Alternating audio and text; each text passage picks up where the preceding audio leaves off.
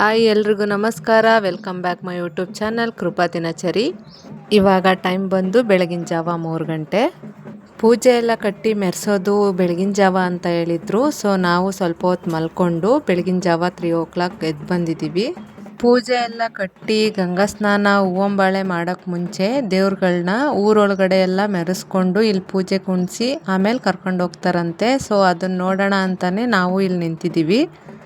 ಇವಾಗಿನ ಜನ್ರೇಷನಲ್ಲಿ ಪೂಜಾ ಕುಣಿತ ಇದೆಲ್ಲ ಆಲ್ಮೋಸ್ಟ್ ಕಡಿಮೆ ಆಗ್ತಾ ಬರ್ತೈತೆ. ನಾವೆಲ್ಲರೂ ಚಿಕ್ಕವರಿದ್ದಾಗ ತುಂಬ ಹೊತ್ತು ಮೆರೆಸ್ತಾಯಿದ್ರು ಪೂಜೆಗಳನ್ನ, ಇಡೀ ರಾತ್ರಿ ಮೆರೆಸ್ತಾಯಿದ್ರು. ಅದನ್ನು ನೋಡೋದಕ್ಕೆ ಒಂಥರ ತುಂಬ ಚೆನ್ನಾಗಿರ್ತಾಯಿತ್ತು. ಪೂಜೆ ಬರ್ತಾ ಇದ್ದಂಗೆ ಜನಗಳು ತುಂಬ ಕ್ಲೌಡ್ ಆಗೋಕ್ಕೆ ಶುರುವಾದರು. ಪೂಜೆ ಜೊತೆಯಲ್ಲಿ ಈ ಥರ ಕಂಬಗಳನ್ನೂ ಅಲಂಕಾರ ಮಾಡಿ ಅದನ್ನು ಕೂಡ ಮೆರೆಸ್ತಾರೆ. ಆ ಕಂಬಗಳನ್ನ ನೋಡೋದಕ್ಕೆ ಒಂಥರ ಚೆನ್ನಾಗಿರುತ್ತೆ. ಅದ್ರ ಜೊತೆಗೆ ಪೂಜೆ ಚೆನ್ನಾಗಿ ಮೆರಿಬೇಕು ಅಂತಂದರೆ ತಮಟೆ ಸೌಂಡ್ ಇರಲೇಬೇಕು. ಅಷ್ಟುದ್ದ ಕಂಬಗಳನ್ನ ಎತ್ಕೊಂಡು ಬ್ಯಾಲೆನ್ಸ್ ಮಾಡ್ಕೊಂಡು ಕುಣಿಯೋದಿದೆಯಲ್ಲ, ಅದನ್ನ ನೋಡೋದಕ್ಕೆ ಒಂಥರ ಖುಷಿಯಾಗುತ್ತೆ. ಆ ಕಂಬಗಳು ತುಂಬಾ ವೆಯ್ಟ್ ಇರುತ್ತೆ. ಇಲ್ಲಿ ಇವಾಗ ಸೇರಿರೋ ದೇವರು 7 ಕೂಟದ ದೇವರು. ಇವಾಗ ಇಲ್ಲಿ ದೇವ್ರಿಗೆ ಸಲಾಮ್ ಕೊಟ್ಕೊಂಡು ದೇವಸ್ಥಾನದ ಹತ್ರ ಕರ್ಕೊಂಡು ಹೋಗೋಕ್ಕೆ ಅಂದ್ಬಿಟ್ಟು ಬರ್ತಾವ್ರೆ. ದೊಡ್ಡ ಬಲದ ಚಿಕ್ಕಯ್ಯ ದೊಡ್ಡಯ್ಯ ದೇವರು, ಅರಕೆರೆ ಹುಚ್ಚಪ್ಪ, ದೊಡ್ಡ ದೇವಮ್ಮ ಚಿಕ್ಕ ದೇವಮ್ಮ, ಹಾಗೆ ಬೀರೇಶ್ವರದ ದೊಡ್ಡಯ್ಯ ಸ್ವಾಮಿ 7 ಕೂಟದ ದೇವರು ಸೇರಿರೋದು. ಜನ ತುಂಬ ಜಾಸ್ತಿ ಇರೋದ್ರಿಂದ ತುಂಬ ಹತ್ರ ಹೋಗಿ ವಿಡಿಯೋನ ಕ್ಯಾಪ್ಚರ್ ಮಾಡೋಕ್ಕಾಗ್ತಿಲ್ಲ. ಹಾಗಾಗಿ ಎಷ್ಟಾಗುತ್ತೋ ಅಷ್ಟು ಹತ್ರದಿಂದ ವಿಡಿಯೋನ ಕ್ಯಾಪ್ಚರ್ ಮಾಡ್ತಾಯಿದ್ದೀನಿ.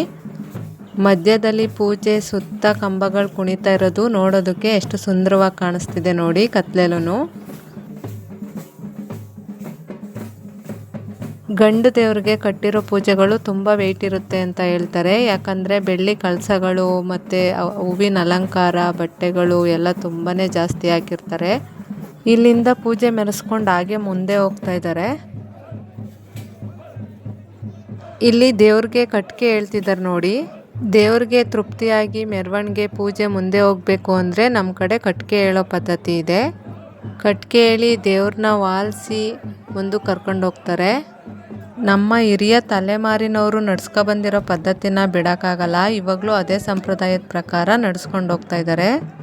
ನಮ್ಮ ಕೂಟದ ದೇವ್ರುಗಳಲ್ಲಿ ಮುಂಗೊಂಡಾರ್ತಿ ಮೊದಲ ಪೂಜೆ ಬಂದು ದೊಡ್ಡಬಲದ ಚಿಕ್ಕಯ್ಯ ಸ್ವಾಮಿಗೆ ಅಂತ ಹೇಳ್ತಾರೆ.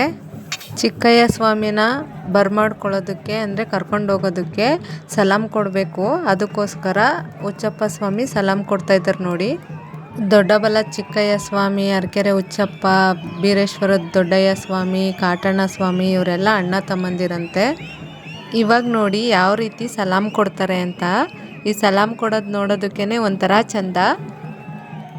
ಸಲಾಮ್ ಕೊಡಬೇಕಾದ್ರೆ ಜನಗಳ ಕೂಗಾಟ, ಕಿರ್ಚಾಟ, ಆ ಸೌಂಡು ಒಂಥರ ಎಫೆಕ್ಟಿವ್ ಆಗಿರುತ್ತೆ. ಇದನ್ನೆಲ್ಲ ನೋಡ್ತಾ ಇದ್ದಾಗ ನಮ್ಮ ಮನಸ್ಸಿಗೆ ಬರೋ ಅಂಥದ್ದು ನೋಡಿ ದೇವ್ರುಗಳಲ್ಲೇ ಎಷ್ಟು ಅನ್ಯೋನ್ಯತೆ ಇದೆ, ಅಣ್ಣ ತಮ್ಮ ಬಾಂಧವ್ಯ ಅನ್ನೋದು ಎಷ್ಟು ಚೆನ್ನಾಗಿದೆ. ಅಣ್ಣನಿಗೆ ತಲೆ ಬಾಗಿ ಸಲಾಮ್ ಕೊಟ್ಟು ಪ್ರೀತಿ ವಿಶ್ವಾಸದಿಂದ ಯಾವ ರೀತಿ ಕರ್ಕೊಂಡೋಗ್ತಾರೆ ಅನ್ನೋದನ್ನು ನೋಡಿ. ಸಲಾಮ್ ಕೊಡೋದು 3 ಸಲ ಕೊಡ್ತಾರೆ. ಹಿಂದೆ ಹೋಗಿ ಮುಂದೆ ಬಂದು ಮತ್ತೆ ಹಿಂದೆ ಹೋಗಿ ಮುಂದೆ ಬಂದು 3 ಸಲ ಸಲಾಮ್ ಕೊಡ್ತಾರೆ. ಇಲ್ಲಿ ಸ್ವಲ್ಪ ಇವಾಗ ಪೂಜೆ ವೆಯ್ಟ್ ಇದ್ದಿದ್ದರಿಂದ ಚೇಂಜ್ ಮಾಡ್ಕೋಬೇಕಾಗಿತ್ತು. ಅದಕ್ಕೆ ಬೇರೆ ಯಾರಾದರೂ ಚೇಂಜ್ ಮಾಡ್ಕೋತಾರೆ ನೋಡಿ. ಪೂಜೆನ ಒಬ್ಬರೇ ಹೊತ್ಕೊಂಡಿರೋಕ್ಕಾಗಲ್ಲ, ಯಾಕಂದರೆ ತುಂಬ ವೆಯ್ಟ್ ಇರುತ್ತೆ ಪೂಜೆ. ಹಾಗೆ ಮುಂದೆ ಬರ್ತಾ ಇಲ್ಲಿ ಎಲ್ಲ ದೇವ್ರುಗಳು ಒಂದೇ ಹತ್ರ ಸೇರಿದ್ರು ನೋಡಿ. ಈ ದೃಶ್ಯನ ನೋಡೋದಕ್ಕೆ ನಿಜವಾಗ್ಲೂ 2 ಕಣ್ಣು ಸಾಲಲ್ಲ, ಅಷ್ಟು ಚೆನ್ನಾಗಿ ಕಾಣಿಸ್ತಿದೆ ದೇವ್ರುಗಳೆಲ್ಲ. ಆವಾಗಲೇ ಅರಕೆರೆ ಹುಚ್ಚಪ್ಪ ಸ್ವಾಮಿ ಸಲಾಮ್ ಕೊಟ್ಟಾಗೇ ಇವಾಗ ದೊಡ್ಡಯ್ಯ ಸ್ವಾಮಿಯವರು ಸಲಾಮ್ ಕೊಟ್ಟು ಅವ್ರ ಅಣ್ಣನ್ನ ಬರ್ಮಾಡ್ಕೊಳ್ತಾರೆ. ನಮಗಂತೂ ನಿದ್ದೆ ಅನ್ನೋದು ಅದು ಎಲ್ಲಿಗೋಯ್ತು ಅಂತಲೇ ಗೊತ್ತಿಲ್ಲ. 44 ವರ್ಷಕ್ಕೊಂದ್ಸಲ ಜಾತ್ರೆ ನಡೀತಾ ಇರೋದ್ರಿಂದ ಪೂರ್ತಿ ಜಾತ್ರೆ ನೋಡೋಣ ಅಂತ ಅಂದ್ಕೊಂಡು ಬಂದಿದ್ವಿ.